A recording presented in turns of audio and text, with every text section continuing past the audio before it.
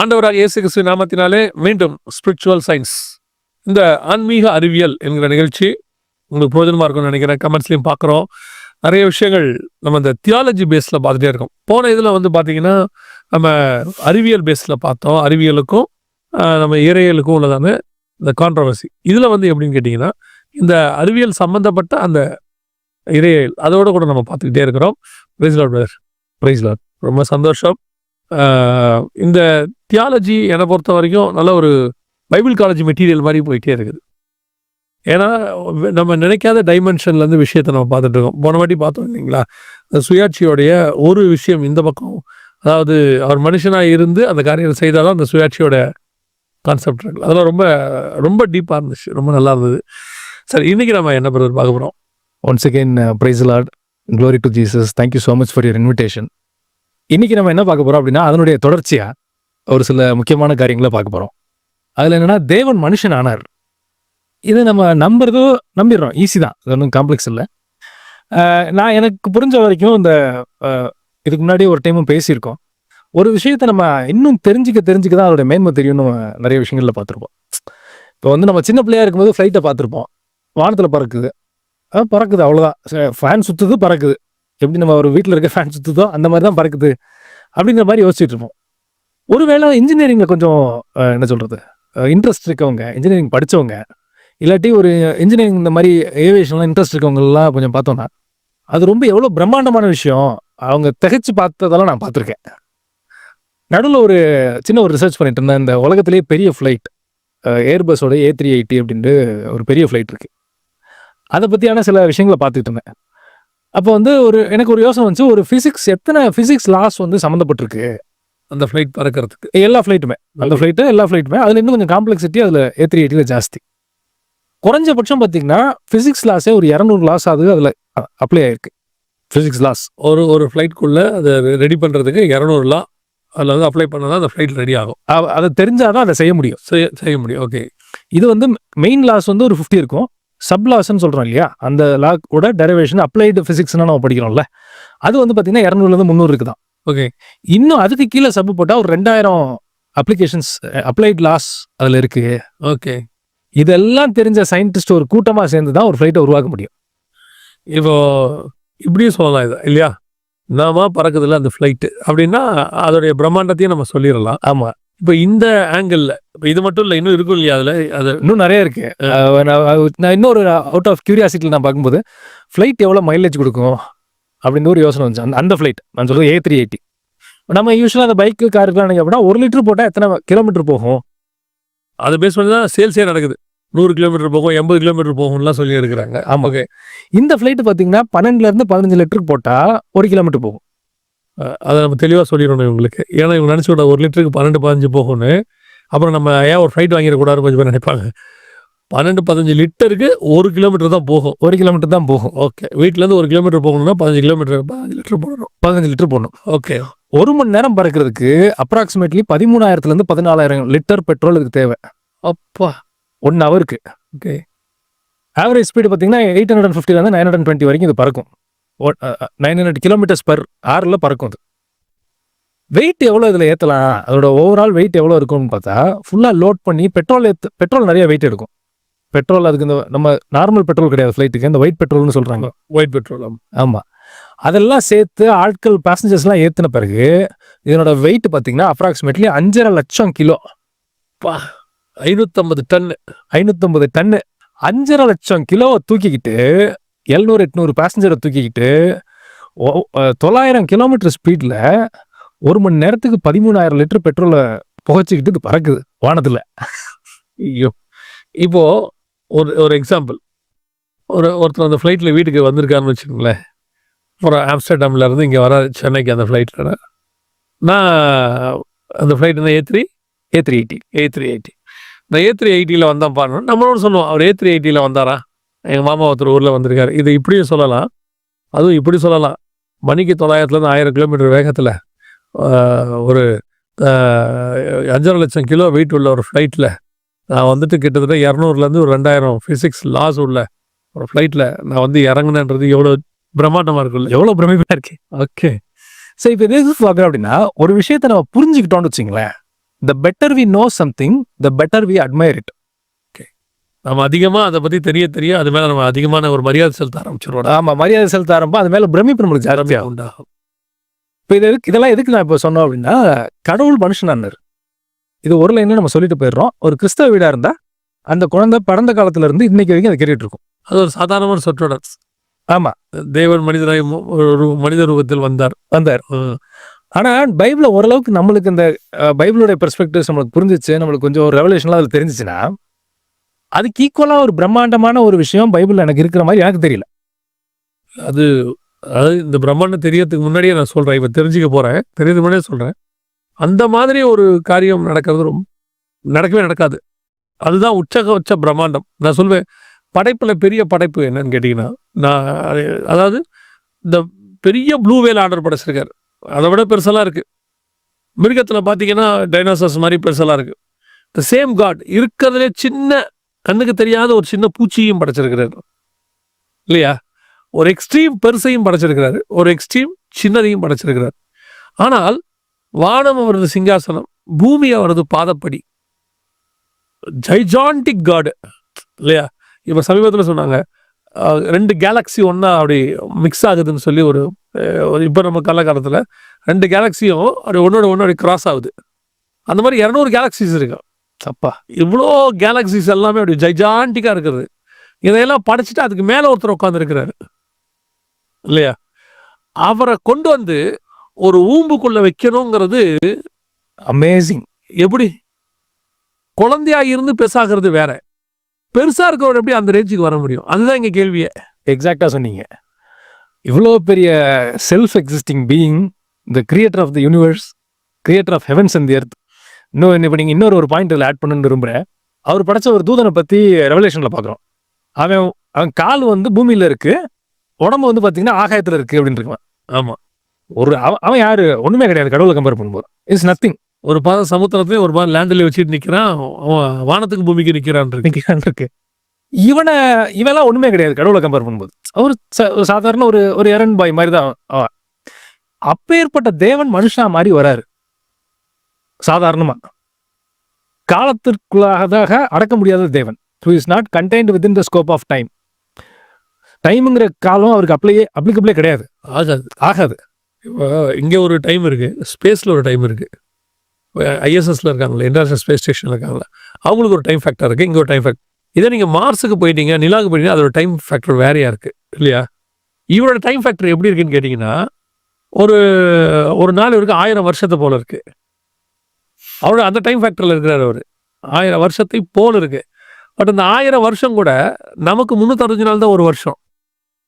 இதுவே நீங்க சூரியன் கிட்ட போக போக வருஷம் குறையும், தூரம் போக போக ப்ளூட்டோக்கெல்லாம் போனீங்கன்னா நாள் கூடும்.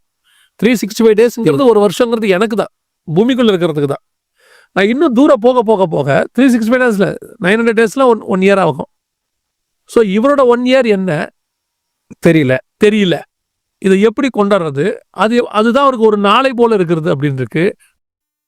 அப்போ இவர் அதுதான் அவர் சொல்றது, காலத்துக்குள் அடங்க முடியாத ஒருத்தர், காலத்தை படைத்த தேவன். அதான் சொல்லுவேன், timeless God created the time world. இப்படியாப்பட்டதான ஒரு காடு டைம்குள்ள வரணும். அதான் இங்க பெரிய விஷயம், கஷ்டம். அதுதான் பெரிய புரிஞ்சுக்க நம்ம அறிவுக்கு எட்டாத ஒரு விஷயத்துல இது ஒண்ணு. ஆக்சுவலி நீங்க 900 கிலோமீட்டர்ஸ் பர் ஸ்பீட்ல பறக்க சொன்னீங்களா ஒரு ஃபிளைட்டு, அதை நீங்க வந்து சென்னை திருச்சி ஹைவேஸ்ல ஓட்ட முடியுமா? எப்படி முடியாது? It is possible? Impossible. Car மட்டும் தான் அங்கே ஓட்ட முடியும். மணிக்கு 140, 200, 250 உள்ளதானே, அந்த சைஸ் உள்ளதானே நீங்கள் ஓட்ட முடியும். அந்த ஃப்ளைட்டை நீங்கள் இங்கே குறைச்சிட்டீங்கன்னா இந்த மாதிரி மாற்றி உங்களால் இங்கே ஓட்ட முடியுமா? இப்போ அதை விட மேலான தேவன் இதை விட சின்ன ரோட்டுக்குள்ளே வர மாதிரி இருக்கு எனக்கு. இது அமேசிங் கோரிலேஷன் நீங்கள் சொல்கிறது இல்லையா? அதை விட ஒரு இன்ஃபினிட் பீயிங், ஒரு ஃபினிட்டியூடுக்குள்ளே வராரு மனுஷனா. இப்போ இதுலையாவது உங்களுக்கு ஒரு சைஸ் தெரியும், இந்த ஃப்ளைட் வந்து இவ்வளோ பெருசாக இருக்கு, இது இத்தனை பர்சன்டேஜ் ஆஃப் இத்தனை 100 கார் சேர்ந்தா இந்த ஃப்ளைட் நீங்கள் கால்குலேட் பண்ணிடலாம். இவருக்கு இன்ஃபினிட் பீயிங் ஒரு ஃபினிட்டியூட்ல மனுஷனா வராரு. இது வந்து இதுக்கு ஈக்குவலா ஒரு பிரமிக்கத்தக்க ஒரு விஷயம் இருக்காங்கிறது எனக்கு தெரியல. இது கேட்கும்போது கொஞ்சம் சிரிப்பாக தான் இருக்கும். ஒரு பிரசங்கரை கூப்பிட்டு சொன்னாங்க, நீங்கள் மெசேஜ் கொடுக்கணும் அப்படின்ட்டு. அவர் சொன்னார், அவர் வந்து ஒரு நல்ல பைபிள் டீச்சர். ஓகே. இப்போ அவர் சொன்னாங்க, எங்களுக்கு கிளாஸ் வந்து ஒரு 1.5 மணி நேரம் தான் கிளாஸு. இங்கே ஒரு 1.5 ஹவர்ஸ்க்குள்ள நீங்கள் முடிச்சிருங்க அப்படின்னாரு. அவர் சொன்னார், எங்கிட்ட இருக்கிற ஸ்டஃப்புக்கு நான் வந்து ஒரு நாளைக்கு 6 ஹவர்ஸ் எடுத்தால் கூட கிளாஸ் எடுத்து முடிக்க முடியாது. எப்படி என்ன 1.5 மணி நேரத்துக்குள்ள முடிக்க சொல்கிறீங்க? நோ சான்ஸ் அப்படின்னாரு. சர்வ ஞானம் உள்ளவர் 3.5 வருஷத்தில் மெசேஜ் முடிக்கணும். 3.5 இயர்ஸ்க்குள்ள மெசேஜ் முடிக்கணும் அவர் இல்லையா? எப்படி முடிப்பீங்க? ஒரு பிரசங்கி அவர் கொண்டு வந்த மெசேஜை 1.5 மணி நேரத்தில் முடிக்க முடியாதுங்கிறாரு. அவர் ப்ரிப்பேர் பண்ண மெசேஜை. பட் ஹெவன் ப்ரிப்பேர் பண்ண ஒரு பிளானை 3.5 இயர்ஸ்க்குள்ள ஒரு அனாதி தேவன் செஞ்சு முடிக்கணும். இன்னைக்கு உங்களால் காலையில் கொடுக்குற வேலையை ஆஃபீஸ் ஒர்க்குள்ள எத்தனை பேரால் முடிக்க முடியுது? ஓவர் டைம் போகிறாங்க, ஒர்க் ஃப்ரம் ஹோம் பண்ணுறாங்க, என்னென்னோ செஞ்சு பார்க்குறாங்க. ஒரு சமயம் இத்தனை பேர் வருவாங்க, செய்ய ஆரம்பிக்கிறோம், வரத்துக்குள்ள செஞ்சு முடிக்க முடியல, அறக்க பறக்க செஞ்சு முடிக்கிறோம்.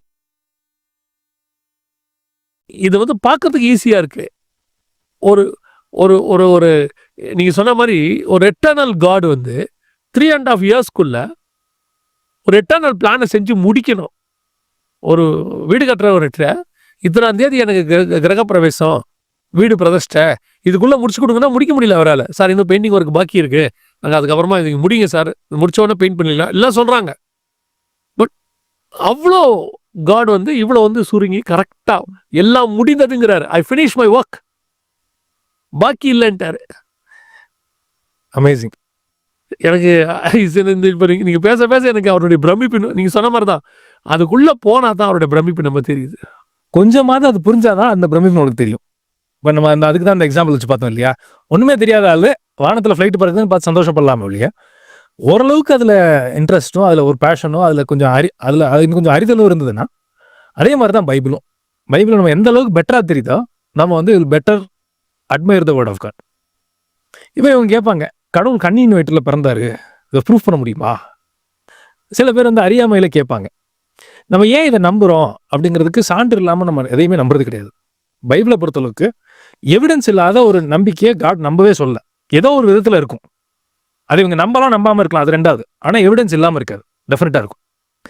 வசனம் தெளிவாக சொல்லுது, வானமும் பூமியும் ஒளிந்து போகும், என் வார்த்தைகளோ ஒரு நாளும் ஒளிந்து போவதில்லை. மத்தேயு 24:35 வாசிக்கிறோம்.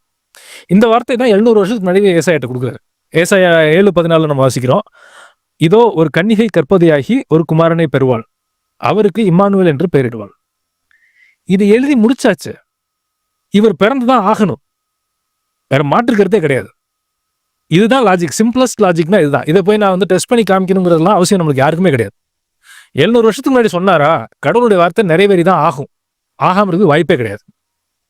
இது மட்டும் இல்லாம இந்த சத்தியத்தை அறிஞ்சதுனாலதான் 12 அப்போஸ்தலர் இருந்தாங்க, ஒருத்தர் போயிட்டாரு, அவருக்கு பதிலாக இன்னொருத்தர் கொண்டு வராங்க. 12 அப்போஸ்தலர்களுமே ரத்த சாட்சியா மரிச்சு அவங்க டெஸ்ட்மென்ட் பண்றாங்க, டெஸ்ட் சாட்சியா சொல்றாங்க. இதுல என்ன இன்னொரு ஒரு விஷயம் அப்படின்னா, நான் படிச்சு பார்க்கும்போது 12 பேர்ல 5 பேர் சிலுவை மரணம் அடைஞ்சவங்க. ஓகே, இவங்க எல்லாரும் சாட்சி கொடுத்த ஒரு விஷயம் என்னன்னா, இயேசு கிறிஸ்து கன்னியின் வயிற்றில் பிறந்தார். ஆண்டவர் சாட்சி கொடுக்குறாரு, பழைய ஏற்பாட்டிலேயே சொல்லிட்டாரு, கன்னியின் வயிற்றில் தான் பிறந்த ஆவாருன்னா அவர் ஆய்தான் ஆகணும், வேற வழியே கிடையாது. மனுஷங்க 12 பேருமே சாட்சி கொடுக்குறாங்க, அவருடைய அற்புதம் அதுக்கு சாட்சி கொடுத்துச்சு. இன்னும் சொல்ல போனா பழைய ஏற்பாட்டில் மொத்தம் 400 வசனங்கள் இயேசு கிறிஸ்து மேசியாவை பத்தி சொல்லப்பட்டிருக்கு. அவர் வந்துட்டு செகண்ட் கம்மிங்ல வரதை பத்தியும் சொல்லப்பட்டிருக்கு. பூமியில வாழ்ந்த நாட்கள்ல 300 தீர்க்க தரிசனத்தை ஒரே ஆள் நிறைவேற்றுறாரு. ஒரே ஆளு மேல, இயேசு கிறிஸ்துங்கிற ஒரே பர்சன் மேல 300 தீர்க்க தரிசனம் நிறைவேறுது. இதுக்கும் மேல ஒருத்தர் நம்பாம இருக்கணும்னா அவர் இருக்கலாம், அது அவருடைய சுயாட்சி. நம்ம அதை ஃபோர்ஸ் பண்ண முடியாது. ஃபோர்ஸ் பண்ணணும் நம்மளுக்கு அவசியமும் இல்லை. நம்பலாம் நம்பாம இருக்கலாம், அது அவன் பிரச்சனை. ஆனா இதெல்லாம் எவிடன்ஸ். இந்த எவிடன்ஸ் மேல நம்ப முடியலன்னா நம்பாம இருக்கட்டும், அது அவங்களாச்சு, அவராச்சு, அவ்வளவுதான்.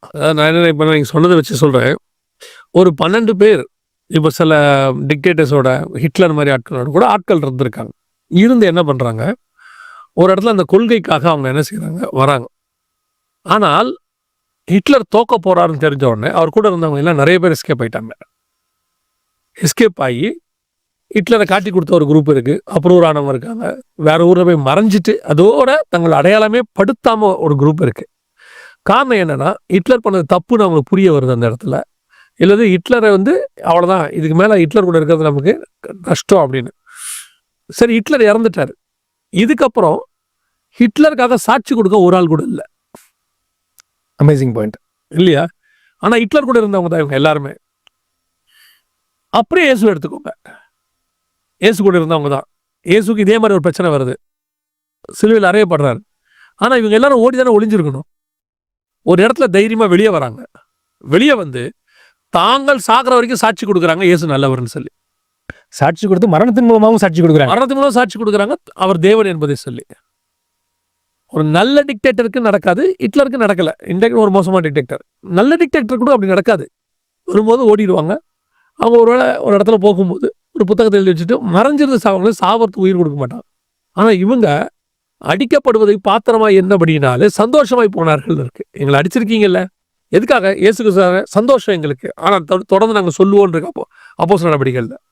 அப்போ இவ்வளோ பேர் ஒரு ஒரு நான் அவங்க பார்வையில் சொல்றேன், இது ஏன் பார்வையில் இல்லை. ஒரு மரித்து போன ஒருத்தருக்கு இவ்வளோ பேர் இவ்வளோ சாட்சி கொடுக்குறாங்கன்னா அப்படின்னா அது என்னவா இருக்கும் இல்லையா? கரெக்ட். எத்தனை ராஜாக்களுக்கு இப்படி சாட்சி கொடுத்துருக்குறாங்க, நம்ம அதை பார்க்க வேண்டியிருக்குல்ல. செத்து எத்தனையோ ஆயிரம் வருஷம் கழிச்சு யாராவது ஒருத்தர் அவங்கள பற்றி பேசுவாங்க. இல்லை அவங்க கூட இருக்கிறவங்க பவரில் இருப்பாங்க, அவரை வச்சுக்கிட்டு பவரை அனுபவிச்சுக்கிட்டு இருப்பாங்க. இவங்க செத்து போன ஒரு அரசியல் தலைவராக இருப்பார், இவங்க அவரை வச்சு பவர் அனுபவிப்பாங்க. ஸோ இப்போ இவர் அவங்கள தூக்கி பிடிச்சிக்கிட்டு இருப்பாங்க. அது வேற. இப்போ இவங்க வந்து பவர் கிடையாது, சாக போகிறாங்க, தூக்க போட போகிறாங்க. அந்த நேரத்தில் கூட அவரை பற்றி இவங்க பேசுகிறாங்கன்னா அப்போ எவ்வளோ ஒரு உண்மை இருந்திருக்கும் அவர்கிட்ட. இதெல்லாம் வந்து டெஸ்ட் ஆஃப் ட்ரூத். இதெல்லாம் டெஸ்ட் ஆஃப் ட்ரூத். இது எல்லாத்தையும் வச்சு எவிடன்ஸாக பார்க்கும்போது பைபிள் சத்தியமாக மட்டும்தான் இருந்தாகணுங்கிற கன்க்ளூஷனுக்கு எல்லாரும் வருவாங்க. ஒரு பெரிய அறிஞர் சொன்ன ஞாபகம் இருக்கு, பைபிளை போல சோதனைக்கு உட்படுத்தப்பட்ட புஸ்தகம் உலகத்தில் வேற ஒன்றுமே கிடையாது. அத்தனை லட்சம் தடவை சோதனைக்கு உட்படுத்தப்பட்டிருக்கிறது. வேற எந்த ஒரு புக்கையாவது இந்த அளவுக்கு சோதிச்சு பார்த்துருக்கீங்களா? சரியா சரியா சரியா சரியான்னு காலம், நேரம், டைமு, இடம், ஆளு எல்லாத்தையும் சோதிச்சு பார்த்து இது வரைக்கும் இப்படி ஒரு புக்கை யாருமே சோதிச்சு பார்த்ததே கிடையாது. எந்த ஒரு புக்கையுமே இந்த அளவுக்கு சோதிச்சதில்லை. ரெண்டாவது பாயிண்ட், ஒரு தடவை கூட அதில் தோக்காத புக்கு பைபிள் மட்டும்தான். Praise God. இன்னொரு பாயிண்ட் சொல்லணும்னா, சோதனைக்கு உட்படுத்தக்கூடிய ஒரே புக்கும் பைபிள் மட்டும்தான். ஆமாம், வேற எந்த புக்கையும் நீங்கள் டெஸ்டே பண்ண முடியாது. அந்த அளவுக்கு அது கேட்டகரிக்கு வராது. ஆமாம், அது நீங்கள் அதாவது ஒரு ஒரு ஒரு பேசிக் தன்மைகள் இருந்தால் நீங்கள் டெஸ்ட்டே பண்ண முடியாது.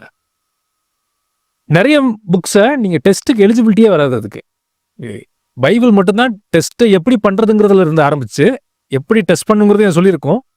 லாஜிக்கலாக கொஹரண்ட்டாக இருக்கும். அதுக்கு அடுத்தது அந்த டெஸ்ட்டில் நீங்கள் அப்ளை பண்ணி பார்த்தீங்கன்னா கரெக்டாக இருக்கும். 100% கரெக்டும் ஆயிருக்கும், வின்னும் பண்ணியிருக்கும். அதான் பைபிள். இது ஒரு தடவை கூட தோக்கலை. அதான் இது பெரிய விஷயம். நிறைய பேர் சொல்லிட்டே இருப்பாங்க, ஏசு அப்படி இல்லை, ஏசு இப்படி, பைபிள் அப்படி, பைபிள் மாற்றியாங்க, எழுதியாச்சு. ஒருத்தர் அப்படி தான் ரொம்ப பேசிகிட்டே இருந்தார், பைபிள் மாற்றி எழுதப்பட்டது. அப்போ ஒருத்தர் கேட்டார், இது சொல்கிறத நான் அப்படியே ஒத்துக்கிறேன், எங்கே எழுதப்பட்டது, எது மாற்றிருக்காங்க, யார் எழுதுனாங்க, எந்த வருஷம் கொடுனாரு. இன்னும் கொடுக்க முடியல, இன்னை வரைக்கும் கொடுக்க முடியல. இது நாங்கள் 20 வருஷத்துக்கு முன்னாடி கேட்டது. இது வரைக்கும் பைபிளை மாற்றி எழுதிட்டாங்க, யார் எழுதுனாங்க, என்ன மாற்றி எழுதிருக்காங்க சொல்லவே முடியாது. யாரோ சொன்ன கதை, யாரோ சொன்ன செவி வழி செய்தி, அதை கேட்டு கேட்டு காலங்காலமாக இருந்திருக்கலாம். அறிவியல் வளர்ந்துச்சுன்றாங்க, இதெல்லாம் ஆராய்ச்சி பண்ணாங்களாலும் முடியாது. அந்த கலாம்லேயே வளர்ந்து ஓட்டிகிட்டு இருக்கவங்க. ஆனால் இப்போ இங்கே சொன்ன பாயிண்ட்டையும் டெஃபினட்டாக நம்ம ஒரு நாள் டிஸ்கஸ் பண்ணலாம். ஏன்னா இப்போ ஒரு பெரிய கூட்டம் வந்து பைபிள் வந்து மாற்றப்பட்டிருக்கு அப்படிங்கிற மாதிரிலாம் பேசிகிட்டு இருக்காங்க. இது வந்து 100% தப்பு. இதில் உண்மை தன்மையே கிடையாது. அதை நம்ம தனியாக ஒரு நாள் டெஃபினட் டிஸ்கஸ் பண்ணுவோம் காட் சொல்லி. நீங்கள் சொன்னீங்க இல்லையா, இந்த மாதிரி கேட்குறாங்கன்ட்டு. அவங்க சில பேர் கேட்பாங்க. ஒருத்தர் கேட்குறாரு, கடவுளை மனுஷன் பிசாசு தூக்கிட்டு போக முடியுமா? மத்திய 4ஆம் அதிகாரத்தை பற்றி கேட்குறாரு. ஆமாம், மத்திய 4:8 போட்டிருக்குல்ல, பிசாசு அவரை மிகவும் உயர்ந்த மலையின் மேல் கொண்டு போய் உலகத்தின் சகல ராஜ்யங்களையும் அவைகளின் மகிமையும் அவருக்கு காண்பித்து கடவுளை பிசாசு தூக்க முடியுமாங்க? சரி, இங்கதான் நம்ம சொல்ல வரோம், கடவுளை மனுஷன் பிசாசு தூக்கவே முடியாது. எபிரேயர் 2:17 வாசிக்கும். அன்றியும் அவர் ஜனத்தின் பாவங்களை நிவர்த்தி செய்வதற்கேதுவாக தேவ காரியங்களை குறித்து இரக்கமும் உண்மையும் உள்ள பிரதான ஆசாரியராக இருக்கும்படி எந்த விதத்திலும் தம்முடைய சகோதரருக்கு ஒப்பாக வேண்டியது இருந்தது. இதுல வசனம் தமிழ்ல எப்படி போட்டிருக்குன்னா, தம்முடைய சகோதரருக்கு ஒப்பாக வேண்டியதா இருந்தது. இது இங்கிலீஷ்ல இன்னும் கிளியரா இருக்கும், பெட்டரா இருக்கும். For this reason he had to be made like them, fully human in every way. fully human என்னன்னா 100%. 100% ஹியூமன் பீயிங்கா இருந்ததுனால தான் பிசாசு வந்து அவர்கிட்ட கேட்கவே முடிஞ்சுச்சு. அதே நேரத்தில் அவர் 100% காடாகவும் இருக்காரு. மோசே சரீரத்துக்கு தர்க்கம் உண்டாச்சு. தர்க்கம் உண்டாகும் போது இவன் கேட்டது மோசே சரீரம் தான். கர்த்தர் அங்க சொல்லப்படுது, கர்த்தர் உன்னை கடிந்து கொள்வாராக. அவ்வளோதான். அதோட வேலை முடிஞ்சிச்சு. இப்போ நான் யோபோட விஷயத்துல பார்க்கும்போது பிசாசுடையதான அந்த சீனை பார்க்குறேன். தேவ புத்திரர் மத்தியில வந்து நின்றால், இவங்கெல்லாம் பணிவிடை ஆவிகள், வேலைக்காரங்கன்னு வச்சுக்கோங்க, தூதர்கள் எல்லாம். இப்போ வந்து எங்க நிக்கிறான்னா அதே வேலைக்காரங்க லைன்ல வந்து நிக்கிறான். அந்த வசனத்தின்படி நான் சொல்றேன். கரெக்ட். பணிவிடை ஆவிகள் வேலைக்காரன் மத்தியில வந்து நிக்கிறான். இவர் தான் கேட்டார், அவன் கேட்கவே இல்லை. இவர் தான் கேட்கிறாரு, எங்க இருந்து வர. ஒரு ஒரு புரோட்டோகால் இருக்கு எல்லா இடத்துலையும். இதுல கூட இருக்கு, பார்லிமெண்ட்ல கூட இருக்கு. அந்த பார்லிமெண்ட் சேர்மேன் சொல்லாம நீங்க பேசக்கூடாது திருச்சி. அப்படி ஏதுன்னா அது மரபை மீறுறது, உங்களை தூக்கி வெளியே போடுறதுக்கு அதிகாரம் இருக்கு. இவர் கேட்கிறாரு, எங்க இருந்து வர. உலகம் முழுக்க சுத்தி விட்டு வருகிறேன். அடுத்த கேள்வி கேட்கிறாரு, யோபு பாத்தியா, நீங்க அவன் சும்மாவா அவங்கள ஃபாலோ பண்றான், நீங்க அவனை எவ்வளவு அழகா பத்திரமா பார்த்துருக்கிறீங்க. சரி, அவன் மேல பார்த்து போய் உஜ்ஜீவனை மட்டும் தப்ப விடு. சரி, இவ்வளவுதான். வேற இன்னும் பேச முடியாது. அங்க பார்லிமெண்ட்லயே பேச முடியாதுன்னா அவர்கிட்ட எப்படி பேச முடியாது, கோர்ட்லயும் பேச முடியாது. இப்ப ரீசெண்டா நான் சொல்றேன், இந்த ப்ரோக்ராம் நடக்கிறதுக்கு 2 வாரத்துக்கு முன்னாடி தமிழ்நாட்டில் ஒரு வக்கீல் வந்து வாய்ஸை ரைஸ் பண்ணிட்டாரு. பேசும்போது நீதிபதி கேட்கிறாரு, யாருக்கிட்ட ரைஸ் பண்றீங்க வாய்ஸை அப்படின்னு கேட்கிறாரு. மன்னிப்பு கேட்டார் அவர் திரும்பி. எதுக்கு சொல்றேன், இவர் என்ன யாரு அட்வொகேட், நாளைக்கு இவரும் நீதிபதியாக வாய்ப்பு இருக்கு தானே.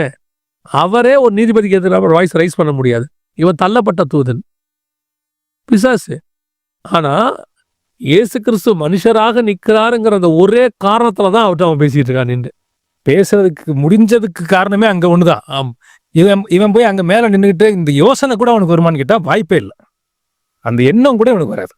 பயத்தோடு தான் நிக்கணும், பயத்தோடு தான் நிக்கணும். இவர் பேசினா சுட்டி அடிச்சு விடுவாப்புல. எதுக்கு வம்பு, நின்று கேள்வி கேட்டதை நீ பேசணும். எவ்வளோ பெரிய கோர்ட் பாருங்க. அது அழகா அந்த சீனை நீங்க விவரிச்சு பார்த்தீங்கன்னா எனக்கு தெரியும். இன்னைக்கு நிறைய பேர் என்கிட்ட பிசாசை ஹைப் பண்ணி பேசுவாங்க. நிறைய பேர் வந்து சும்மா பேசும்போது பிசாசு என்ன அது பண்ணுது இது பண்ணுதுன்னு. நான் கேட்பேன், நீங்க அவனை யோசித்தீங்க, உலகத்தில் இருக்கிறவனில் உன்னில் இருக்கிறவர் பெரியவர். நீங்க இவரை தானே பார்க்குறோம். இவரை பார்த்தீங்கன்னா இவர் கோர்ட்டில் நீங்க பையனா இருக்கீங்க. அந்த அப்பாவுடைய சிங்காசனத்தில் குடுகுடுன்னு ஓடி போய் உட்காரத்துக்கு யாருக்கு அதிகாரம் இருக்கு? அப்பா மடியில் உட்காரத்துக்கு யாருக்கு அதிகாரம் இருக்கு? பையனுக்கு இருக்கு. இவன் மடியில் உட்காந்தாலும் பக்கத்தில் உட்காந்தாலும் தோல் மேலே சாஞ்சிக்கிட்டாலும் அவன் வேலைக்காரன் தானே, நியாயந்திருக்கப்பட்டவன் தானே. இவங்களுக்கு இந்த ஆங்கிள்லயே பார்க்க தெரியாது. இவங்களுக்கு பிசாசை ஹைப் பண்ணி பார்த்தே பழக்கம் ஆயிடுச்சு. சரி, இது அந்த டாபிக் விட்டு வெளியே இருக்கு, ஆனால் சொல்றேன். ஓகே, இதனால தான் அவனால கேட்கவே முடிஞ்சிச்சு. 100% ஜீசஸ் ஹியூமன் பீயிங்கா இருந்ததுனால தான் அவனால கேட்க முடிஞ்சு. இதுல இன்னொரு ஒரு பாயிண்ட் பாருங்களேன். ஆதியாகமம் 3:15 வாசிக்கிறோம், ஆண்டவர் வந்து அவர் தலையை நசுக்குவாரு, இயேசு கிறிஸ்து தலையை நசுக்குவாரு. நீங்க யோசிச்சு பாருங்க, கடவுள் பிசாசோட தலையை நசுக்கிறது அவ்வளவு பெரிய விஷயமா? அவன் தலை பூமி சைஸ் இருக்குன்றே வச்சுக்குவான். பூமி அவரது பாதப்படி. கரெக்ட். Food step.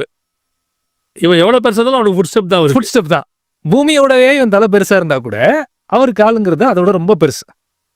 நீங்க யோசிச்சு பாருங்க, ஒரு இன்ஃபைனைட் பீயிங் ஃபைனைட் பீயிங்கோட போய் சண்டை போடுறதுக்கு இல்லாஜிக்கல். அது அது அந்த ஈக்குவேஷனே கரெக்டா இருக்காது. ஒரு இன்ஃபைனைட் பீயிங் போய் அவர் காம்படிட்டரும் இல்லை. இப்போ நம்ம ஸ்கூல்ல எல்லாம் பாத்தீங்கன்னா பசங்க நம்ம சின்ன பிள்ளையா இருக்கும்போது ஒத்தைக்கு ஒத்த வரியா ஆம் ரெஸ்லிங் வச்சு பார்ப்போமா, இந்த கையை வச்சு இப்படி யாருக்கு பலம் ஜாஸ்தின்னு விளாண்டுட்டு இருப்பாங்க. அப்படி போய் சண்டை போடுற ஆள் இவன் கிடையாது. அவர் கடவுளா நசுக்கிறதுங்கிறது இர்ரேஷனல். இவன்கிட்ட சண்டை போடுற மாதிரி ஆள் கிடையாது, அவருக்கு காம்படிட்டரும் கிடையாது. இப்போ ஆண்டவர் வர்றாரு, நான் மனுஷனா வந்திருக்கேன், ரெண்டாம் மாதமாக நான் வந்திருக்கேன். அதுதான் வந்து மனுஷனா வந்து பிசாசை ஜெயிச்சு நம்மளுக்கு அந்த வெற்றியையும் கொடுத்துட்டு போயிட்டார். இந்த ஜெயிக்கிறது தான் தலை நசுக்குதல். ஜெயிக்கிறது தான் தலை நசுக்குது. அந்த ஜெயிக்கிறதா தலை நசுக்குங்கிறது இன்னொன்று காட் சொல்லிங் இன்னொரு இதில் இன்னும் கொஞ்சம் டீட்டெயில்டாக நீங்கள் எக்ஸ்பிளைன் பண்ணிங்கன்னா நல்லாயிருக்கும். இப்படி தான் மனுஷனா ஜெயிச்சார். மனுஷன் தோத்தான், மனுஷன் ஜெயிக்கணும்.